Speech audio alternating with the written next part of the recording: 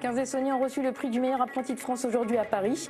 Le mécontentement des salariés de la Sodec à Angerville pour cause de déménagement. Accusé de viol d'enfant, le procès aux assises d'Evry d'un chauffeur accompagnateur de Saint-Escobie. Développement des titres, Patrice Arditi.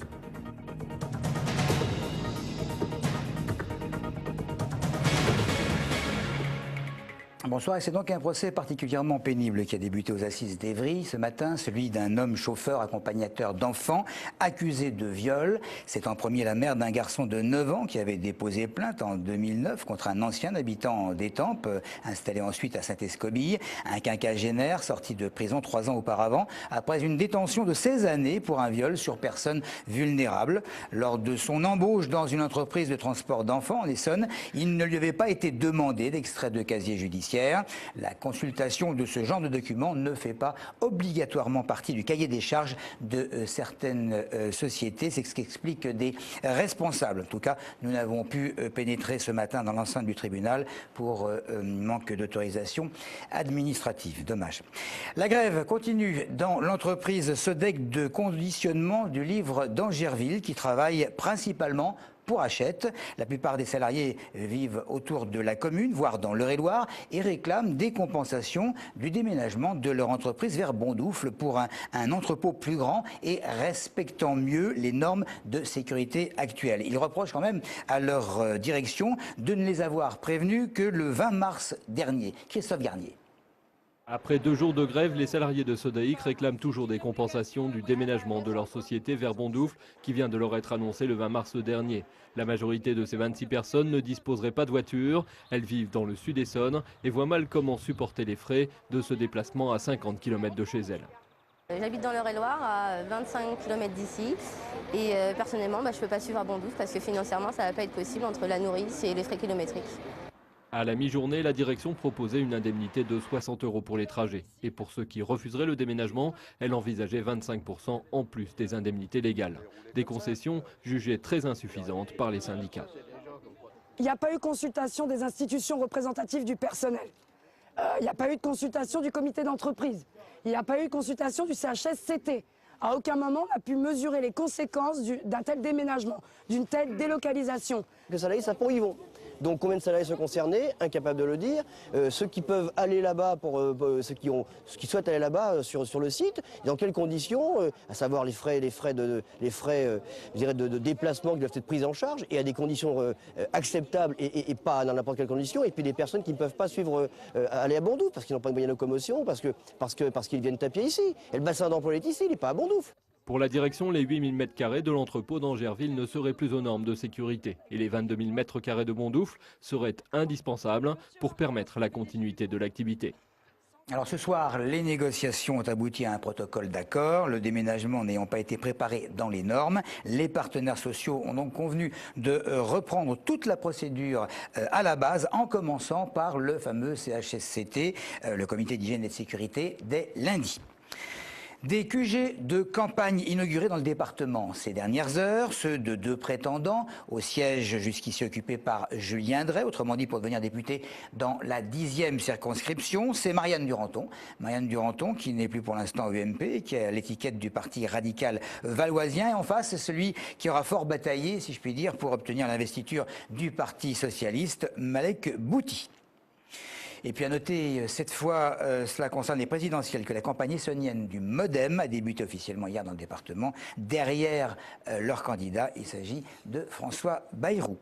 Pas contents, certains habitants de Wissous, et ils entendent bien le faire savoir ce jeudi soir devant la mairie de leur ville. Ce sont ceux qui, juste avant le conseil municipal, veulent manifester contre le nouveau schéma départemental d'intercommunalité. Alors on sait que côté préfecture, il a été décidé de faire sortir la ville de la communauté d'agglo des Hauts-de-Bièvre pour une intégration aux portes de l'Essonne. Des mécontents souhaitent fortement un référendum sur la question. Il y avait quelques 90 corps de métiers représentés. Aujourd'hui à Paris, 15 Essonniens ont reçu le prix des meilleurs apprentis de France. L'un d'entre eux est même lauréat des trophées nationaux. Claire Colombel était évidemment à la remise des médailles. Ce matin, dans cette salle du Sénat à Paris, quelques 260 lauréats venus de toute la France étaient regroupés pour venir chercher leur prix.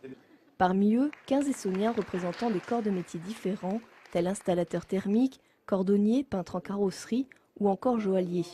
Avant d'arriver ici, tous ces apprentis se sont investis énormément pour présenter leur œuvre. C'était un pendentif en fait, un petit pendentif en forme de tour Eiffel, donc il fallait présenter avec des bandes de mise en pierre et voilà, une symétrie. Donc c'était à peu près 100 heures de travail, je dirais. Voilà, donc c'est bien que ça a payé. Dans cette promotion 2011, tous les candidats étaient émus et fiers d'être connus meilleurs apprentis de France. Ça représente déjà une reconnaissance des pairs du métier. C'est que j'ai réalisé une œuvre et qui a été évaluée et qui a été validée. Donc ça permet une reconnaissance du métier et des acquis. Et ce qui fait un premier pas dans la vie active pour pouvoir ensuite trouver une entreprise. Cette année, la promo était particulièrement brillante. Cette année, nous sommes 15. 15 sur 70 départements environ, ce qui nous place environ à la 5e position. Donc c'est une session très très forte. Le concours, un des meilleurs apprentis de France 2012, a déjà commencé. En Essonne, les premiers résultats à l'échelle départementale seront annoncés le 5 mai prochain. Économiser de belles sommes en limitant les consommations d'électricité, c'est possible puisqu'il est question de contraindre les commerces à éteindre leur lumière après minuit ou 1 heure du matin. Certains souhaitent évidemment des dérogations. Cela dit, cela permettrait quand même de gagner l'équivalent de la consommation annuelle de 260 000 foyers français, soit quand même une économie de 170 millions d'euros. Alors qu'en pensent les clients, vous et moi? Avec la crise, je pense que ça ne sert à rien de gaspiller du courant la nuit. Parce que déjà, on paye. Les gens payent les impôts et ça revient cher. Dans le cadre d'économie d'énergie, c'est une bonne chose parce que les enseignes ne servent à rien, absolument à rien. Je ne suis pas sûre que le fait de voir une enseigne Carrefour à 23h30 ou à minuit fasse qu'on y aille plus facilement. Je pense que ce serait mieux si tout le monde le faisait. Si ça a du poids au niveau environnemental, oui. Après, si c'est vraiment minime, je vois pas l'intérêt. Dans un premier temps, on va se dire que c'est peut-être bon pour l'environnement. Après, c'est vrai, est-ce qu'il y a besoin que les enseignes soient allumées de 1 heure à je ne sais quelle heure du matin? C'est pas là qu'ils font le plus de commerce. Soit l'enseigne est ouverte ou fermée. Après, si la lumière est éteinte, je vois pas où est le problème. S'il y a des lampadaires, les enseignes ne servent pas à grand-chose, je trouve. Ça permet de calmer un peu le jeu de la consommation, d'être tranquille la nuit et de voir la vraie lumière des étoiles. Non, moi je trouve ça bien.